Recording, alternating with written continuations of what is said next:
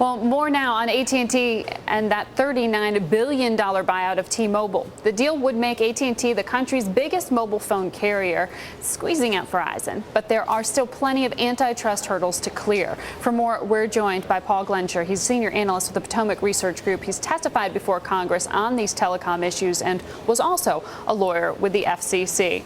So, Paul, if you were still at the FCC this morning, how much regulatory risk would you be seeing? I think the risk is pretty substantial here. It depends on how they want to review the deal. If they look at sort of the national implications of taking this from 4 major national carriers down to 3 and looking at the implications of it at that level, I think it runs into some problems. It is also possible they look at this on a local market-by-market review, and there it's sort of a painstaking review of what the market conditions are in every metropolitan area. So what would AT&T have to do to get this through approval? What concessions may they be asked for? Well, I think they'll probably go at this understanding that there's a lot of divestitures in a lot of markets that they'll have to make up front. If you look at, for example, the Verizon Alltel deal, a much smaller deal, they put 100 markets right on the table, understanding that they'd have to divest them. I think there'll be a lot of divestitures up front, and they understand that. I think there'll also be some conditions that the regulators would put on this deal if they were to approve it, and they touch on, you name it, all the major wireless regulatory questions concerning things like net neutrality, handset exclusivity, early termination fees, special access that connects the towers to the mobile switching network. All those kinds of things could be in play.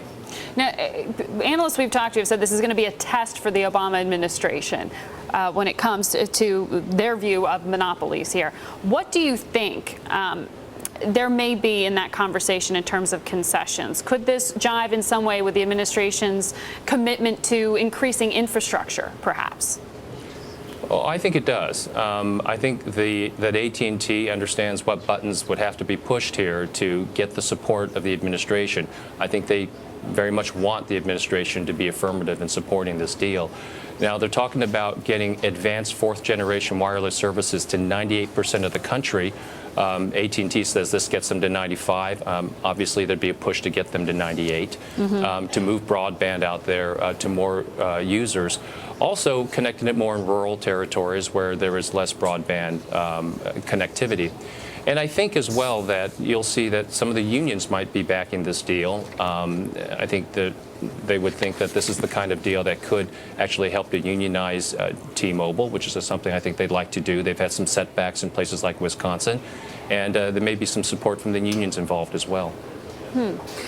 Does this make it more difficult, though, for their chief competitor, Verizon, to go in and buy up, say, a Sprint? I mean, the fact that there's going to be regulatory scrutiny, does that slow down mergers in the telecom sector for a while?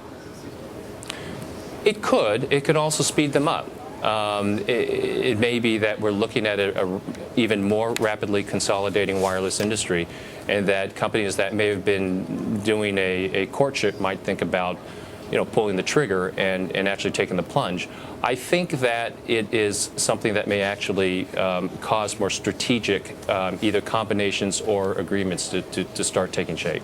And lastly, how much of a problem is it, or is it a problem at all, that the parent company of T-Mobile is a German-owned firm? I don't think that's a big problem here. I think we've gotten past a lot of the foreign ownership questions, and picking up the 8% piece I think would be acceptable. I don't anticipate that would be a problem. All right. Thank you so much, Paul, for your analysis. Sure. Stay with